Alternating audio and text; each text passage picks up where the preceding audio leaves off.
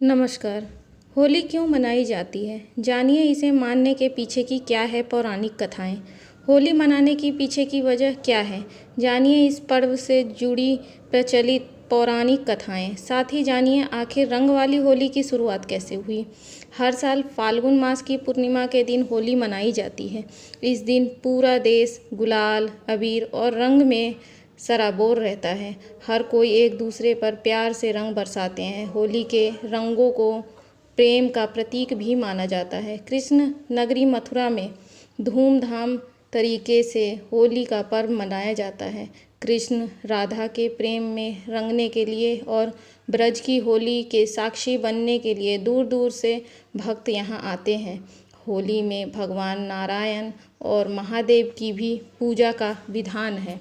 यूँ तो अधिकतर लोगों को पता है कि होली क्यों मनाई जाती है, लेकिन आज भी बहुत से लोग ऐसे हैं जिन्हें नहीं पता कि आखिर हम सब फाल्गुन में ही होली क्यों खेलते हैं। तो आइए जानते हैं कि होली मनाने की शुरुआत कैसे हुई और इसके पीछे कौन कौन सी प्रचलित कथाएं हैं। होली मनाने के पीछे की पौराणिक कथाएं। शिव जी से जुड़ी कथा।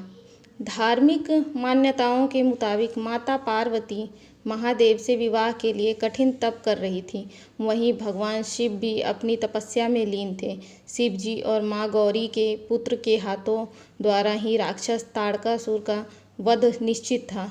ऐसे में भोलेनाथ और माता का विवाह होना बहुत ही ज़रूरी था।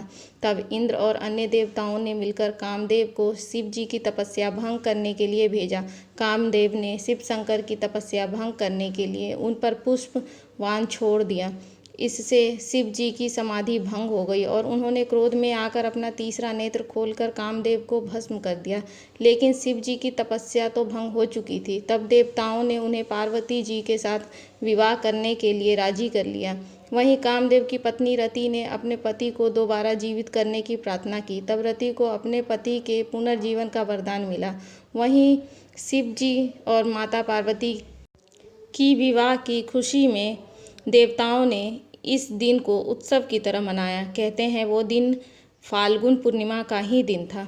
भक्त प्रहलाद की कथा। पौराणिक प्रचलित कथाओं के अनुसार भक्त प्रहलाद भगवान विष्णु के बहुत बड़े भक्त थे।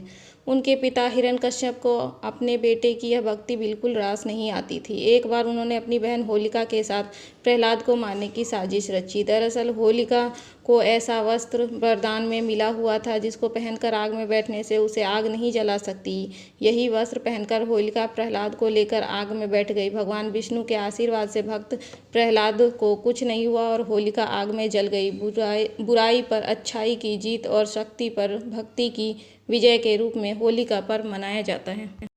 राधा कृष्ण से जुड़ी कथा। मान्यताओं के मुताबिक भगवान कृष्ण का रंग सांवला था और राधा रानी गोरी थी। इस बात को लेकर अक्सर कान्हा अपने मैया यशोदा से शिकायत करते थे कि वह क्यों नहीं गोरे हैं। इसके बाद एक दिन यशोदा जी ने भगवान कृष्ण को कहा कि जो तुम्हारा रंग है उसी रंग को राधा के चेहरे पर भी लगा दो, फिर तुम दोनों का रंग एक जैसा हो जाएगा।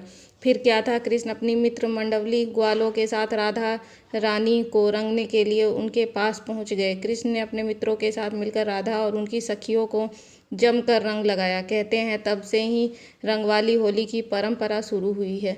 आज भी मथुरा में भव्य और धूमधाम तरीके से होली खेली जाती है। तो इस तरीके से रंगवाली होली की शुरुआत हुई।